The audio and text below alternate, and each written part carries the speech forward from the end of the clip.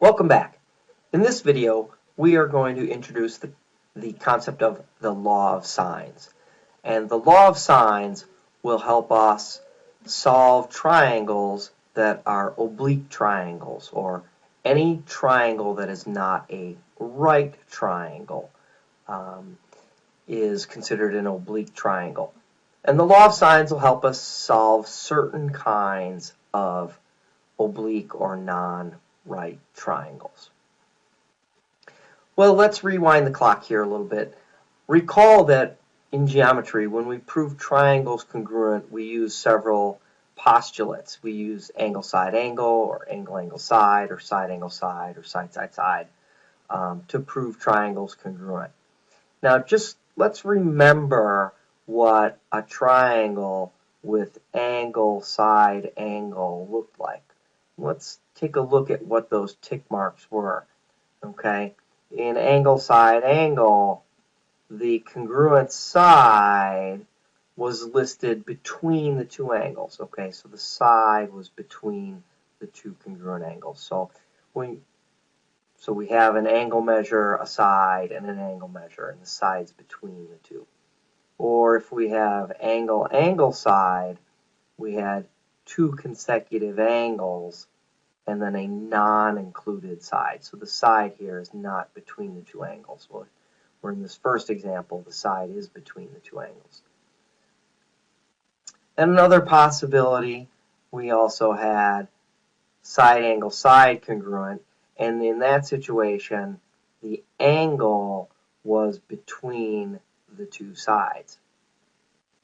And then, of course, side side side was when we had all the sides congruent. So what does that have to do with the law of sines? Well, angle side angle, it's not so much we're going to have congruent angles or congruent sides, but we're going to have the measures of those angles and sides. So for angle side angle, we might have the measure of two angles and an included side. Or we'll have the measure of two angles and a non-included side. Or we'll have a measure of one of the angles and two sides, but the angle that we have will be between the two sides. Here, the angle is between the two sides. Or we might be just given the measures of all three sides. So it's not so much that we have congruent parts with the law of sines, but this is the information that we have in our possession. We have information about two angles and an included side, or we have two angles and a non-included side, or we're given information about two sides and an included angle, or we're given the information about all three sides. So recognizing these sequences will be important in solving these particular triangles. So I'm just going to give you the law of sines without proof. Okay, the law of sines simply says that the length of side A divided by the sine of angle A will equal the length of side B divided by the sine of angle B. In another proportion, we can also say the length of side A over the sine of angle A equals the length of side C divided by the sine of angle C.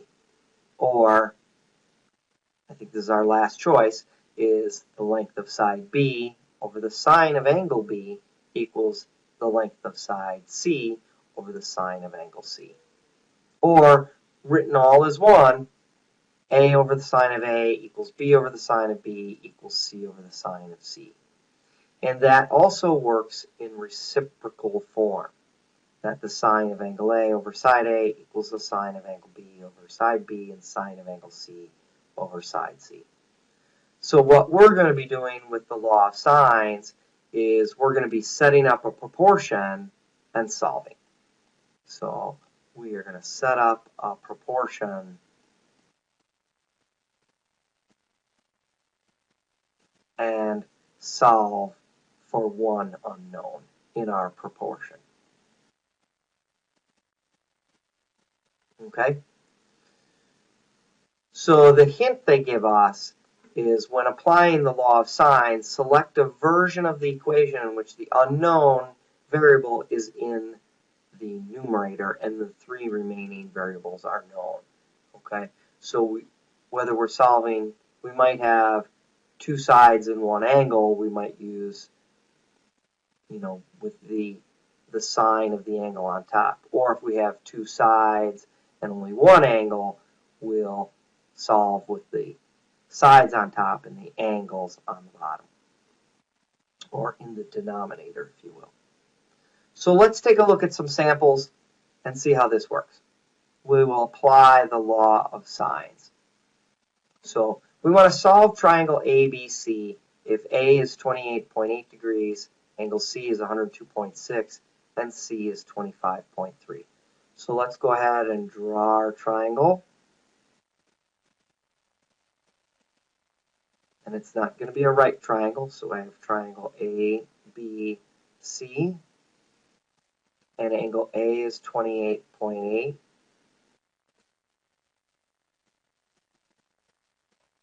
And angle C is 102.6. And side C is 25.3. Okay, so we are missing at the moment, we are missing side A, and we're missing side B. We know what side C is. We don't know angle B, but angle B is going to be really easy to figure out. So let's do that. We have two angles. In fact, our situation here, we have angle, angle, side. So we have two angles and a non-included side. So this is an angle, angle, side triangle. So we have two angles and a non-included side. We want to solve the whole triangle, so let's find angle B right away. So we'll take 180, we'll subtract 28.8, we'll subtract 102.6, and we get 48.6. So I know angle B equals 48.6 degrees. So I've got all my angles, now I just need my sides. Well, I can use the law of sines. So I need to solve for two sides. Going back to my law of sines, I want my sides in the numerator. So I can start with A over the sine of A. So the sine of 28.8 equals, I'm going to have to use C because I don't have side B. So I'm going to have to use C, 25.3 over the sine of angle C, 102.6. So for this particular problem, I've done A over sine of A equals C over sine of angle C.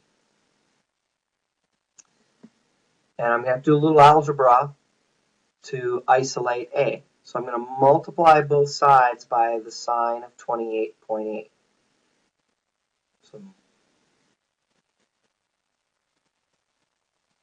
So I get, these are going to simplify. So now I have A equals 25.3 times the sine of 28.8, all divided by the sine of 102.6. And this, believe it or not, is in calculator ready form. So let's go to our calculator. So we've got our calculator ready form. We want to have 25.3 times the sine of 28.8 degrees. Make sure your calculator is in degree mode. All divided by sine of 102.6. Input that into your calculator and we get 12.48. So side A is 12.5. So I found A. A is equal to 12.5. So now all I need to do is find B. Well, since this is not a right triangle, I can't use the Pythagorean theorem, so I can side B over the sine of B equals side C over the sine of angle C. So we know that angle B is 48.6, so B over the sine of 48.6 equals C, which is 25.3, all over the sine of angle C, 102.6. So B over the sine of 48.6 equals 25.3 over the sine of 102.6. So again, I'm going to multiply both sides by the sine of 48.6.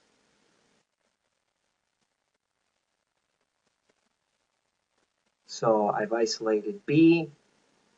So I get B equals 25.3 times the sine of 48.6, all divided by the sine of 102.6.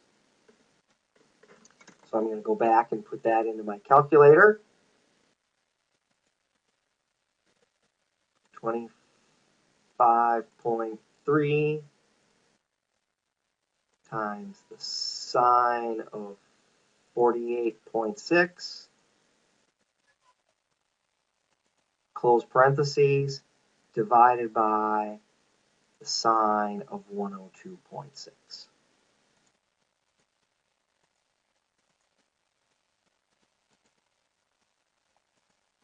And we get 19.45 or about 19.4 for that particular length. So B equals 19.4. Well, let's see if our answers make sense. That's 19.4. That's opposite of 48-degree angle. 25.3 is opposite of a 102-degree angle. And side A, 12.5, is opposite the 28.8. So sure enough, our largest side is opposite our largest angle. Our medium side is opposite our medium angle, and our smallest side is opposite our smallest angle. So our answers do make sense.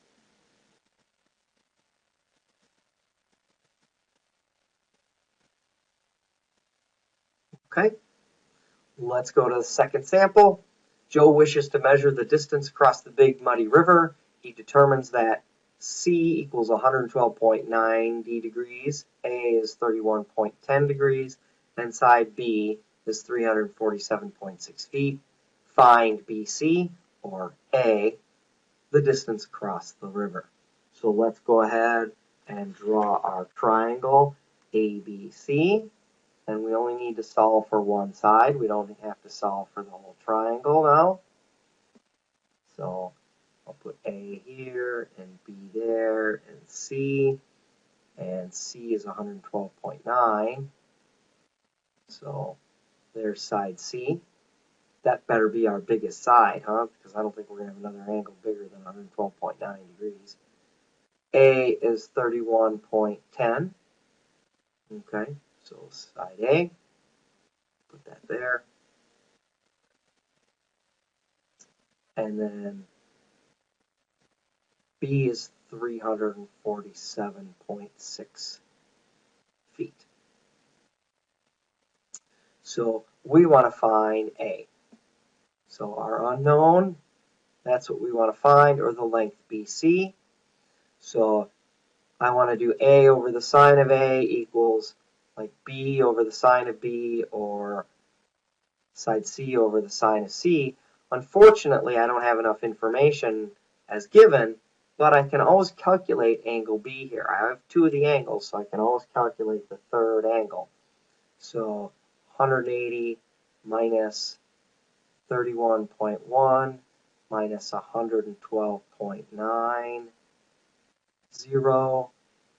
and I get angle B is 36 degrees. So now I know angle B is 36, and I've got the side opposite that. So I want to find A. So setting up the law of sines, A over the sine of A. So the sine of 31.10 equals the length of side B, 347.6, all over the sine of 36 degrees. I'm going to multiply both sides by the sine of 31.10.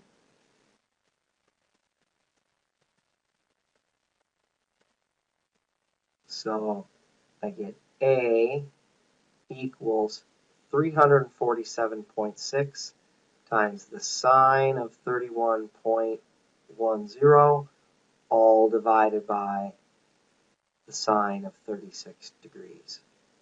Grab my calculator, double check to make sure it's in degree mode, which it is, and we can do our calculations. 347.6 times the sine of 31.1,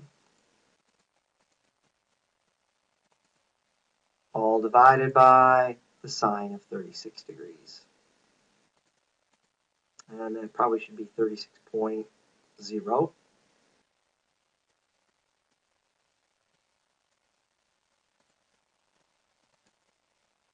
And I get 305.46 or 305.5. So my final answer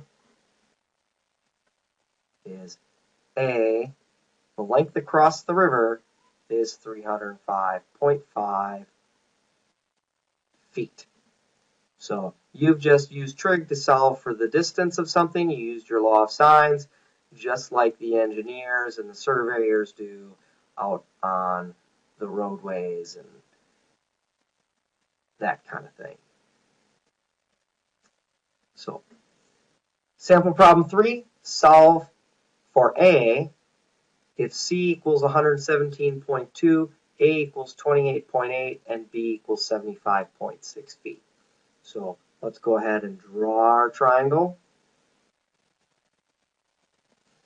So I have triangle A, B, C,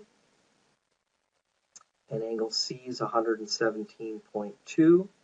Angle A is 28.8, and B is 75.6 feet. So here I have angle, side, angle. So I have two angles and an included side. I want to find A, so I need to find this side. I don't need to find C. I'm not asked to do that. And so I'm going to use my law of sines again. But once again, right, I'm missing both side C and A, so I have to calculate angle B. So angle B will equal 180 minus the 28.8 minus the 117.2. So angle B is 34 degrees.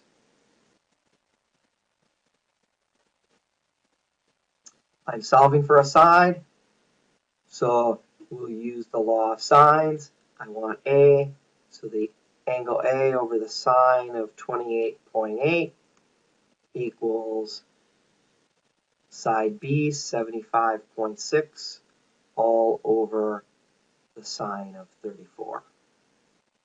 So I have set up the law of sines for you here. I'll let you do the algebra, get it into calculator-ready form. So we have A equals something. You tell me what that something is, and then solve for A. So you answer that, and I will see you in class.